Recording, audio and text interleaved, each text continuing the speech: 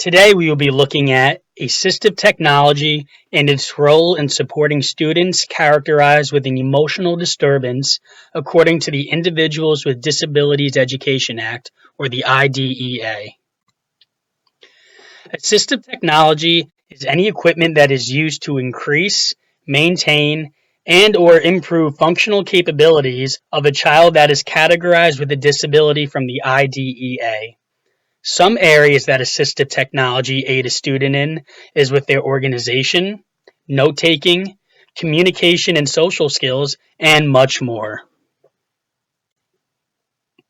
A student with an emotional disturbance can be defined as a condition exhibiting one or more of the following characteristics over a long period of time and to a marked degree that adversely affects a child's educational performance, such as an inability to learn that cannot be explained by intellectual, sensory, or health factors, an inability to build or maintain satisfactory interpersonal relationships with peers and teachers, inappropriate types of behavior or feelings under normal circumstances, a general pervasive mood of unhappiness or depression, or a tendency to develop physical symptoms or fears associated with personal or school problems.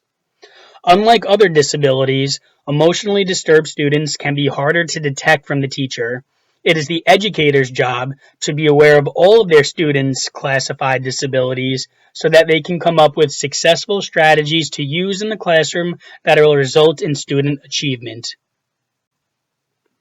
A newer revolutionizing assistive technology that has been sweeping the country is the Makerspace movement. Makerspaces are interactive classroom settings that allow students to be the driver of their work. This movement focuses on the art of making things. Through independent learning as well as group collaborations, students are creating their own projects within their own makerspaces. Through making, tinkering, and tweaking, students learn the basics of circuitry and engineering in this inclusive environment. Chibitronics is a great makerspace that is used in the classroom.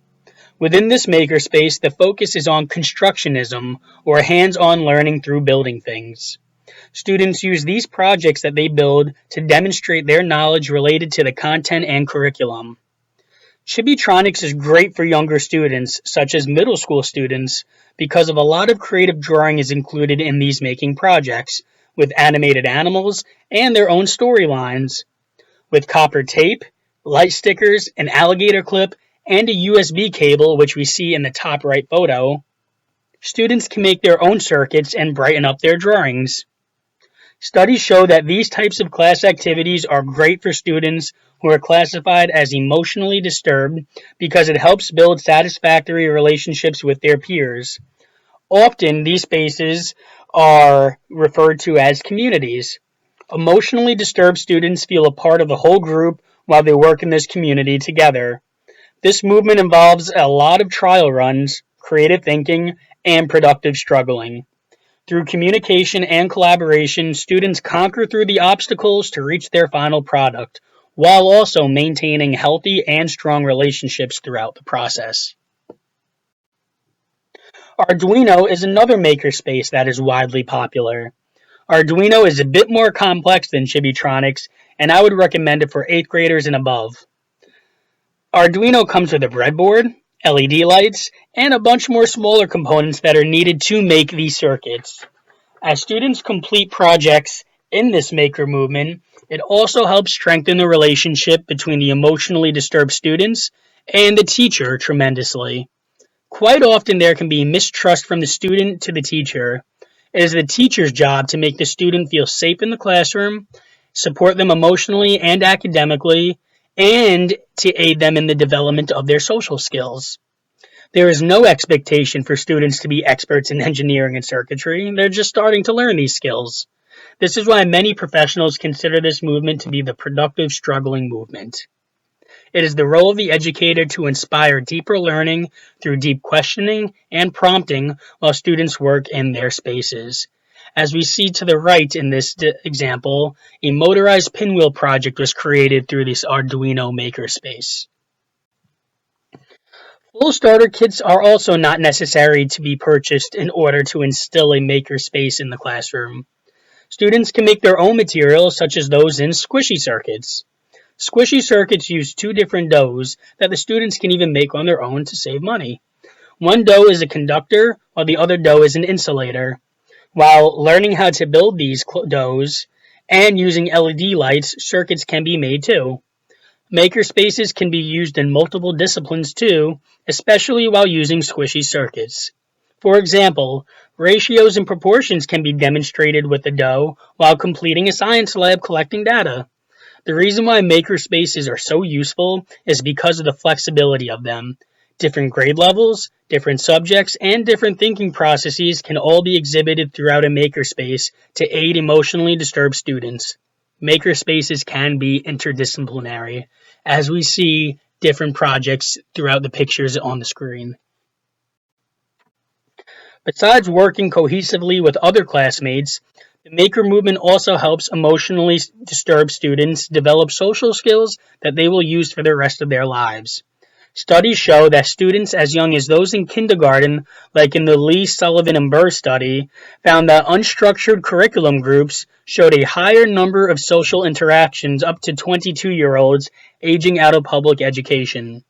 As students interact with one another and subsequently becoming more engaged, they exhibit vital social skills such as self-efficacy, the social capacity to work and communicate effectively with their peers, and the ability to coordinate and complement their group members, which are all vital social skills found in the Gomez study.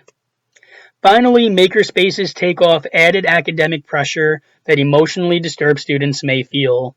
The main mantra of this movement is the notion that it is okay to fail. Students may even accidentally break components to their projects, and that is fine as well. The purpose is to allow students to view problems from various perspectives. They try out various solutions and take note of their successful habits. Then they transfer these successful habits to other facets of life and the learning process continues. Some negative impacts to emotionally disturbed students in the makerspace include expensive resources and tools that may not be able to be afforded. Emotionally disturbed students may feel that they do not have enough time to complete projects and can feel pressure. Or makerspaces need a supportive staff to encourage a positive outlook. Without having a supportive staff, emotionally disturbed students may struggle to have extra aid to help them in their movements. So to conclude, makerspaces are student-driven. They are in an inclusive environment. Emotionally disturbed students can strengthen their social skills with their peers. They can gain more trust and build a stronger relationship with their teacher. And they can finally feel more confident in their abilities, increasing their academic performance as well. In this video example shown below, students can build circuits while demonstrating characterization from characters of a book. This example is being shown on Chibitronics. Each room in the building represents a different character as each student draws to describe the character once the circuit is complete and connected. Light is then added to the students' creations. Emotionally disturbed students can gain a lot from this hands-on interactive class activity in their English classroom as they engage socially with their classmates. Thank you for watching.